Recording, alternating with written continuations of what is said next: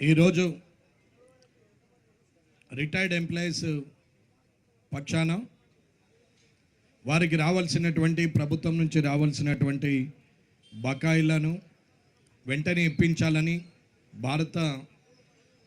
భారతీయ జనతా పార్టీకి సంబంధించినటువంటి ఎమ్మెల్సీలు, ఉపాధ్యాయ ఎమ్మెల్సీలు, గ్రాడ్యుయేట్ ఎమ్మెల్సీ అయినటువంటి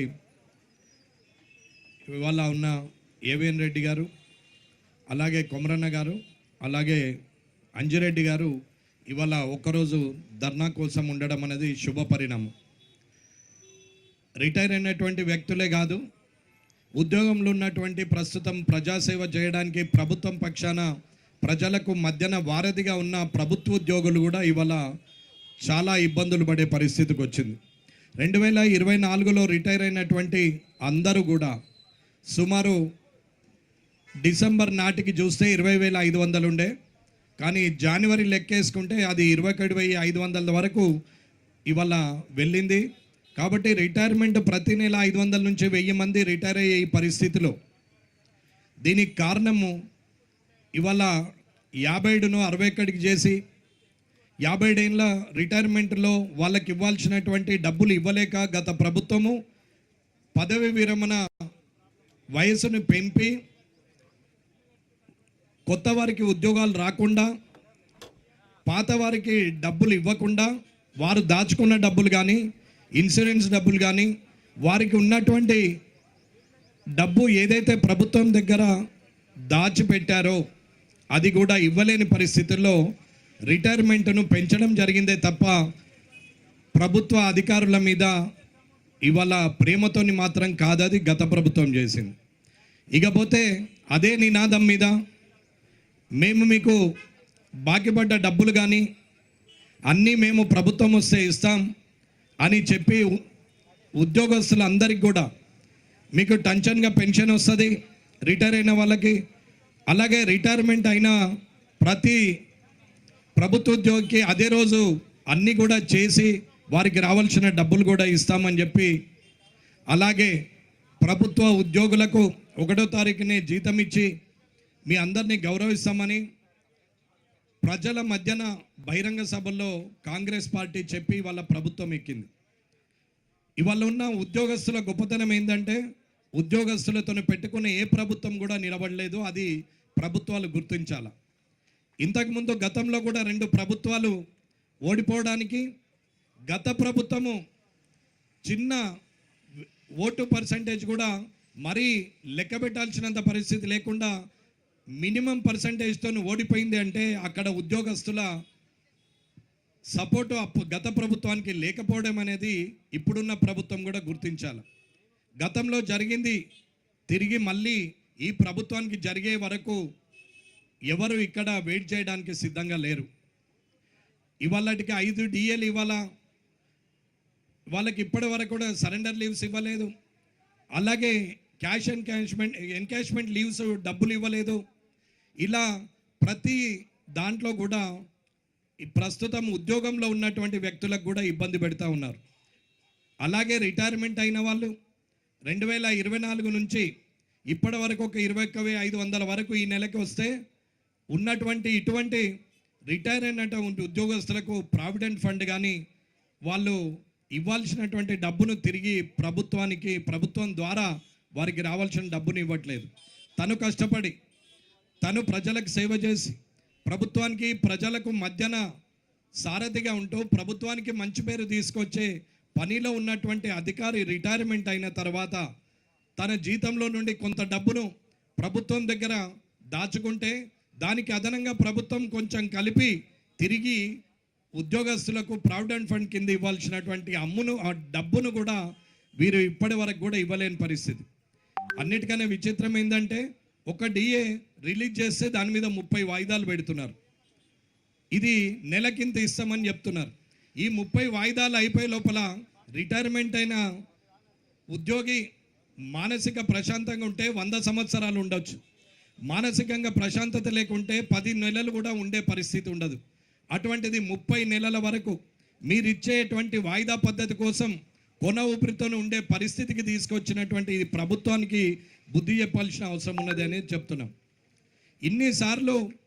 ఎన్నోసార్లు రైట్ ఇన్ఫర్మేషన్ యాక్ట్లో పెట్టాం, అసెంబ్లీలో క్వశ్చన్ ఇచ్చాం, అసెంబ్లీలో నిలబడి మళ్ళీ ప్రభుత్వానికి ఇది మన ప్రభుత్వం, 119 మంది ఎమ్మెల్యేల ప్రభుత్వం, ఈ ప్రభుత్వానికి చెడు పేరు రాకూడదు, దయచేసి రిటైర్ అయిన వాళ్ళకి ఇప్పుడున్న ఉద్యోగస్తులకి అందరికి కూడా ఇవ్వాల్సిన డబ్బులు ఇవ్వండి, ప్రభుత్వ సంక్షేమ పథకాలు ఆపినా పర్వాలేదు, అభివృద్ధి పథకాలు ఆపినా పర్వాలేదు, లేకపోతే రోడ్లు మోర్లు వేయకున్నా పర్వాలేదు, మీరు ప్రాజెక్టులు కట్టకున్నా పర్వాలేదు, కానీ మీరు ఎట్టి పరిస్థితుల్లో వారికి డబ్బులు ఇవ్వండి అని చెప్పి అసెంబ్లీ సాక్షిగా కూడా చెప్పడం జరిగింది.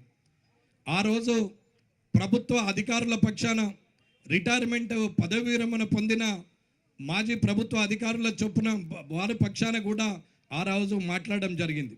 ఆ రోజు కూడా రేవంత్ రెడ్డి గారికి చెప్పాం, ఈ ప్రభుత్వం ఇప్పటికైనా వారికి డబ్బులు ఇస్తే వారందరూ మీకు పాలాభిషేకాలు చేస్తారు, ఏ ప్రతిపక్ష పార్టీకి పేరు అవసరం లేదు, మీకే పాలాభిషేకాలు చేస్తారని కూడా చెప్పాం.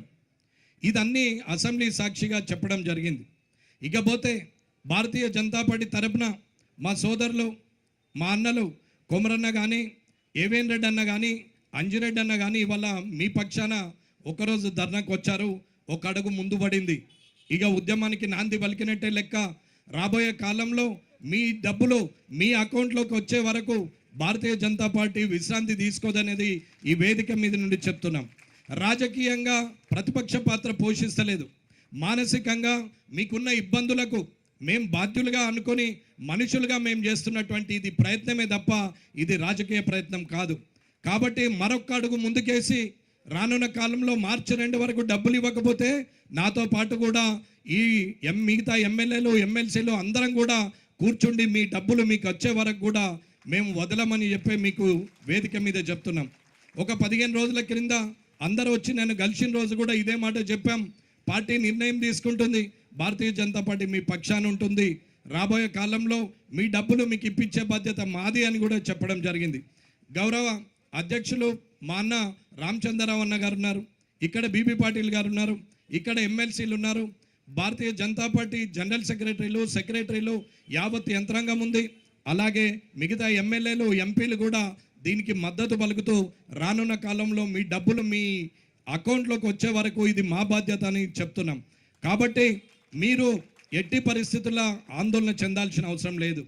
అసెంబ్లీలో మాట్లాడినాం, మీడియా పాయింట్ మీద మాట్లాడినాం, మరి ఇక్కడ ధర్నాకు మా సోదరులు కూర్చున్నారు.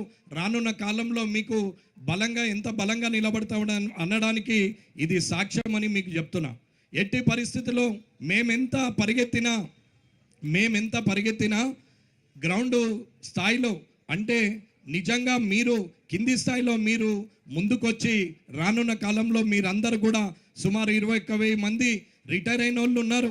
ఇప్పుడున్నటువంటి అధికారులు లక్షల్లో ఉన్నారు. కానీ వారు బయటకు వస్తే ప్రభుత్వం ద్వారా ఇబ్బంది కాబట్టి వారు కూడా బ్యాక్ డోర్ నుంచి మీ అందరికీ సపోర్టే ఉన్నారు. వారు కూడా అన్నాడు, అన్ని యూనియన్లు కూడా ఫోన్ చేసి అన్న మొదటిసారి ఒక నాయకుడు ఉద్యోగ సంఘాల వారి సమస్యల గురించి ఉద్యోగుల గురించి మాట్లాడినని. ఇవాళ పోలీస్ డిపార్ట్మెంట్ అయినా, రెవెన్యూ డిపార్ట్మెంట్ అయినా, మెడికల్ హెల్త్ అయినా, ఎడ్యుకేషన్ అయినా, డిఆర్డిఏ అయినా, ఎన్ని డిపార్ట్మెంట్లు ఉన్నా అన్ని డిపార్ట్మెంట్లో ఉన్నటువంటి అందరు ఉద్యోగస్తులు కూడా ఆనాడు సంతోషంగా అందరు కూడా చెప్పడం జరిగింది. కాబట్టి ఇవాళ మనం అనుకుంటే ఉద్యమము ఉప్పెనలాగా ఉంటుంది. కాబట్టి మార్చి 2వ తారీఖు లోపలనే ప్రభుత్వము తిరిగి మరొకసారి ఈ వేదికగా నేను చెప్తున్నాను, దయచేసి ఉద్యోగస్తులందరికీ కూడా వారికి రావాల్సినటువంటి డబ్బులు వారికి ఇస్తూ అలాగే పదవి విరమణ పొందిన వారి డబ్బులు వారి అకౌంట్లలో ట్రాన్స్ఫర్ చేయాలని గౌరవ ముఖ్యమంత్రి రేవంత్ రెడ్డి గారికి ఈ వేదిక నుంచి చెప్పడం జరిగింది. ఇది రాజకీయ ఆలోచనతో చేసింది కాదు ముఖ్యమంత్రి గారు. ఇది ఏ ప్రభుత్వం ఉన్నా రేపు మేమున్నా మొట్టమొదటి చేయాల్సింది ప్రభుత్వ ఉద్యోగులకు డబ్బులు ఇచ్చి జీతాలు ఇచ్చి వారికి రావాల్సింది వాళ్ళకి ఇచ్చినాకనే మీరు ఇచ్చిన ఉచిత హామీలు కానీ ఉచిత సంక్షేమాలు కానీ ప్రభుత్వ అభివృద్ధి పథకాలు కానీ ఇంకేదన్నా కానీ అన్నిటిని కూడా ఇవ్వచ్చు. బడ్జెట్లో కూడా మీకు నికరంగా రాసింది ఉంది రాజ్యాంగంలో. బడ్జెట్ ప్రవేశపెట్టేటప్పుడు మెయింటెనెన్స్ది పక్కన పెట్టి మిగులు బడ్జెట్తోనే అభివృద్ధి పథకాలు చేయాలి. కానీ మెయింటెనెన్స్ డబ్బును అభివృద్ధి పథకాలకు మలుస్తూ అడిగేవాడు ఎవడున్నాడు, ఎవరు అడగరు అని అనుకుంటుండొచ్చు. ఇప్పటి వరకు ఉద్యోగస్తులు అలాగే పదవి విరమణ పొందిన వారే ధర్నా జయంగా చూసుంటారు. గత అంజయ్య గారి నుంచి మొదలు పెడితే ఇప్పుడు ఉన్నటువంటి రేవంత్ రెడ్డి గారి వరకు.